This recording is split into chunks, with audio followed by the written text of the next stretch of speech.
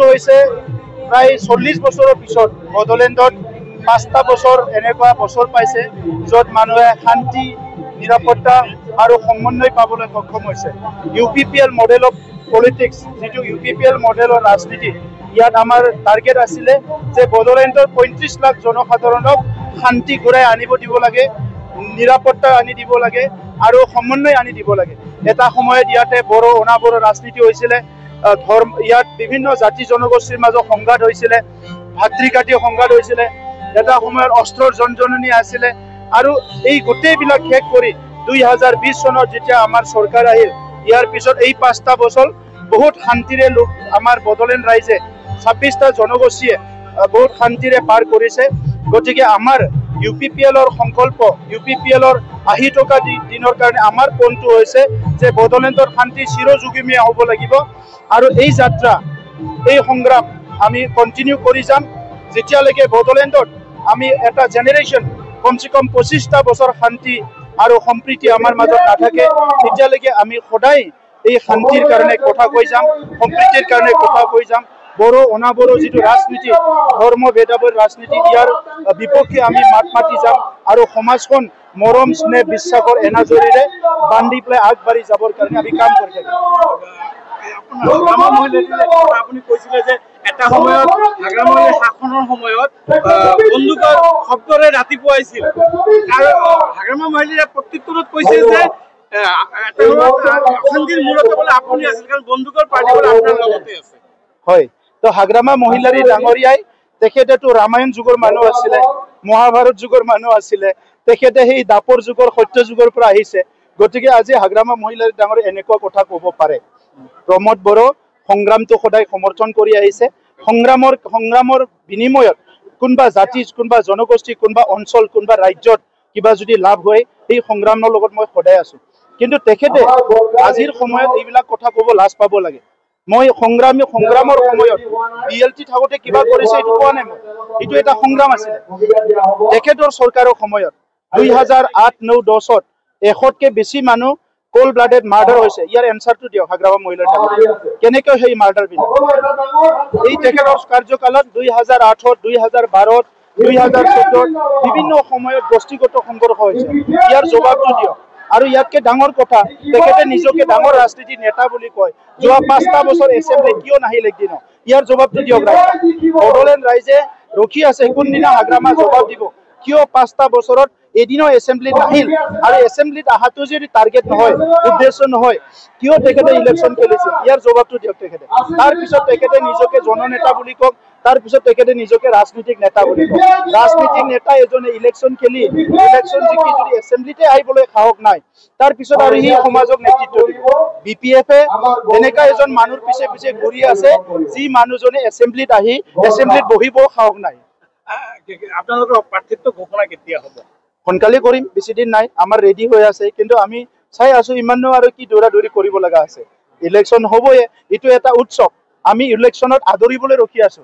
এইটো গণতন্ত্ৰৰ সবচেয়ে ডাঙৰ উৎসৱটোৱে হৈছে ইলেকশ্যন। আৰু আমি আমাৰ নিচিনা ৰাজনীতি কৰা মানুহবিলাকৰ কাৰণে এই উৎসৱটো আদৰাটো আমাৰ সকলোৰে দায়িত্ব। এতিয়া ভাৰতৰ গণতন্ত্ৰ বিশ্বৰ ভিতৰত সৰ্বশ্ৰেষ্ঠ গণতন্ত্ৰ, মাদাৰ অফ ডেমক্ৰেচি বুলি আমাৰ প্ৰধানমন্ত্ৰী ডাঙৰীয়াই এইটো গোটেই বিশ্বতে আজি স্থাপন কৰিবলৈ সফল হৈছে। গতিকে এনেকুৱা এটা সময়ত ইলেকশ্যন আহিলে ইয়াতে কাজিয়া পেচাল মাৰা কাটা কিবা ডিবেট ক্ৰিটিচিজম এইবিলাকত আমি নাই। আমাৰ কথাটো হৈছে এই উৎসৱটো ওয়েলকাম কৰিব লাগে, বড়োলেণ্ডৰ গণতন্ত্ৰটো শক্তিশালী কৰিব লাগে। কিমানখিনি আচলতে আপোনালোকে চৰকাৰ গঠন কৰিব বুলি ভাবে? 2007ত 2015ত আমি 7টা সিট পালো, 2020ত আমি 12টা সিট পালো। আৰু এইটো যদি আপোনালোকে চাই কিমান পাৰ্চেণ্ট বাঢ়ি যাই আছে, এইবাৰ আপোনালোকে আন্দাজ কৰক আমি কিমান সিট পাম। স্যার আমাদের মানে নাপি হওয়ার উত্তর দিয়ার কারণে কি করব যে আগে মানে আপনার ইউপি গভর্নমেন্ট আন্ডারগ্রাউন্ড বলে মাতি আছে নাই হাগ্ৰামাই যিমানে আক্ৰমণ নকৰক ন অন্তৰত তাৰ মৰম আছে, মোৰ প্ৰতি এটা শ্ৰদ্ধাও আছে, ভাল পোৱা আছে। ভিতৰত মই জানো তেওঁ মোক খুব ভাল পায় আৰু এইটোৰ কাৰণে মনটো বেয়া লাগি আছে যে মই তেওঁৰ লগত নাই। তেওঁ বিচাৰিছিলে মই তেওঁৰ লগত থাকিব লাগে আৰু মই কৈছিলোঁ কি তেওঁৰ লগত মই থাকিম, কিন্তু বৃহত্তৰ ইণ্টাৰেষ্টতে অলপমান যাতে গুৰুত্ব দিয়ে আৰু আপচুৱে আহ্বান কৰা একত্ৰীকৰণ আৰু দুয়োটা দলৰ মাজত আলোচনা এইটো যদি ই মানে সন্মান দিলেহেঁতেন মই তেওঁৰ লগত নিশ্চিতভাৱে থাকিলোহেঁতেন আজি আমি দুয়োটা দল দুয়োটা বেলেগ বেলেগ পক্ষত আছো এইটো স্বাভাৱিক কথা আগ্ৰামাই মোক সমালোচনা কৰিবই লাগিব নহ'লে BPF জিকি নাথাকে বাচি নাথাকে BPF-ক বচাবলৈ ইউজিপ্ৰমক আক্ৰমণ কৰিব লাগিব কিন্তু এইবুলি মই আগ্ৰামাই যি সুৰত আক্ৰমণ কৰে সেই সুৰত আগ্ৰামাক আক্ৰমণ কৰিব নোৱাৰো কাৰণ মোৰ এটা ষ্টেণ্ডাৰ্ড আছে এটা মৰ্যাদা আছে আৰু আগ্ৰামাই এটা সময়ত সশস্ত্ৰ সংগ্ৰাম কৰি পেলাই BTC গঠন আৰু আজিৰ এই বড়ো সংগ্ৰামত যথেষ্ট ভূমিকা লৈছিলে তাৰ কাৰণে মই এই লেভেললৈকে যাব নোৱাৰো আগ্ৰামাই কৈছে যে আপুনি এটা অভিযোগ কৰিছিলে যে আগ্ৰামৰ কাৰণে যিটো একত্ৰীকৰণ বা যিটো মিত্ৰতা চলি আছিল BPF আৰু APPL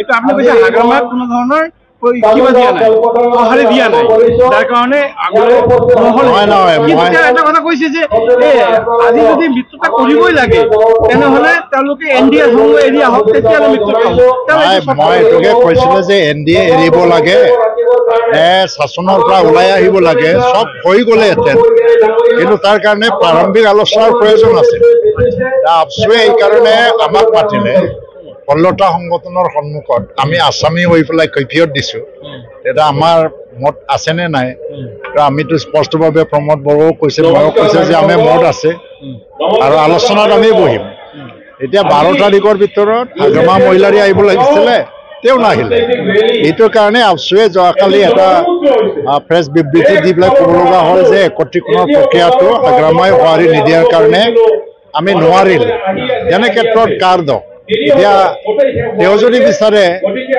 তেতিয়াহ'লে আলোচনাৰ মজিয়াত আহি পেলাই তেওঁ ক'ব লাগিছিল কি ফৰ্মুলাৰ আমি একত্ৰীকৰণ স্বত্ববিহীনভাৱে আলোচনাত বহিলে ভাল আছে কিয়নো মই এই নিৰ্বাচনত মোক যাতে আগ্ৰামা সম্পৰ্কে আৰু প্ৰশ্ন নুসুধে মই আপোনালোককে অনুৰোধ জনাম কাৰণ আগ্ৰামাৰ মানে কথাৰ উত্তৰ দিবৰ কাৰণে ৰাজনীতি কৰা নাই মই আৰু এই নিৰ্বাচনত UPPL-এ অকলে একক সংখ্যাগৰিষ্ঠতা লৈ পেলাই চৰকাৰ গঠন কৰিবৰ কাৰণে আমি আহিছোঁ আজি আমি কাজলগাঁৱত যিটো এটা সমদল উলিয়ালোঁ তাত হেজাৰ হেজাৰ মানুহৰ অংশগ্ৰহণ দেখি পেলাই আপোনালোকে হয়তো নিশ্চয় এইটো অনুমান কৰিব পাৰিছে জনস্ৰোত আৰু জন অভিমতটো কোনফালে গৈ আছে এতিয়া পৰিৱৰ্তন আমি আনিলোঁ 2020 চনত আৰু এই পৰিৱৰ্তনটো সকলো পৰ্যায়ত লৈ যাবৰ কাৰণে শিক্ষা কৃষিখণ্ড প্ৰশাসন আৰু সকলো দিশত লৈ যাবৰ কাৰণে আকৌ 5 বছৰৰ কাৰণে UPPL দলক যে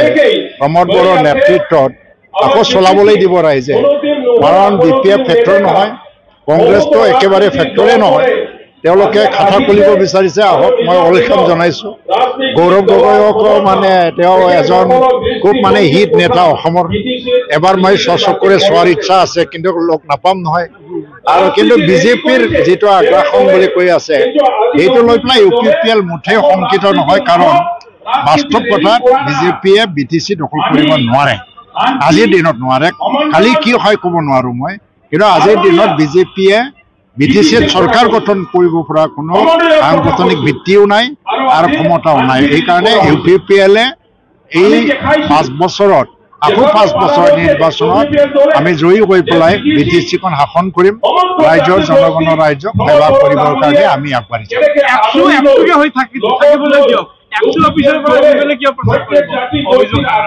যাম মইতো আজিকালি আপচু অফিচত নোযোৱা প্ৰায় বহুত বছৰ হ'ল মিনিষ্টাৰ হোৱাৰ পিছত যেতিয়া আপচুৱে কিবা প্ৰগ্ৰাম বা কিবা মাতি পেলাই মোক মাতি তেতিয়া যাওঁ কিন্তু মই নিজে আপচু অফিচত নাযাওঁ প্ৰমোদ বড়োৱেও নাযায় এতিয়া আজিকালি আৰু আপচুটো আপচু হিচাপে আমি থাকিবলৈ দি আছোঁ এতিয়া আপচুৱে যদি জাতীয় ছাত্ৰ আৰু বৃহত্তৰ জনগণৰ স্বাৰ্থত যদি এই নিৰ্বাচনত নিজৰ ভূমিকা আছে বুলি যদি ভাবে আৰু তেওঁলোকে নিজে যদি সিদ্ধান্ত লৈ পেলাই আমাক সহায় কৰে বা সমৰ্থন দিয়ে এইটো একৰ্ডৰ ছাত্ৰ মানে জৰুৰী চুক্তিটো সম্পূৰ্ণ কৰিব লাগে আজি 125 এমেণ্ডমেণ্টটো আনিবই লাগে আকৌ গহপুৰ বিশ্বনাথ গাঁৱৰ এইটো মানে BPF-এ কৈছিলে কোনোদিন নোসোমাই, এইটো সোমাই আছে আফচুৰ কাৰণে। আমি যদি এতিয়া চৰকাৰ আৰু আফচু মিলি পেলাই চুক্তি ৰূপায়ণৰ কাম নকৰে তেতিয়া চুক্তি ৰূপায়ণ নহয়। আফচু সদায় আফচুৱে আমাৰ কোনো ব্যক্তিৰ মানে তলত নহয়, আফচু সদায় উৰ্ধত আছে। হাগ্ৰামাৰো উৰ্ধত। হাগ্ৰামা যদি ভাবিছে যে আফচুক নিজৰ তলত ৰাখিব পাৰিলে ভাল আছিল, আফচুৱে কোনোদিন কাৰোৰ তলত নাযাব, আমাৰ ওপৰতে আফচু। যোৱাকালি হাগ্ৰামা মহিলাৰীয়ে মানে একফালে মিত্ৰতা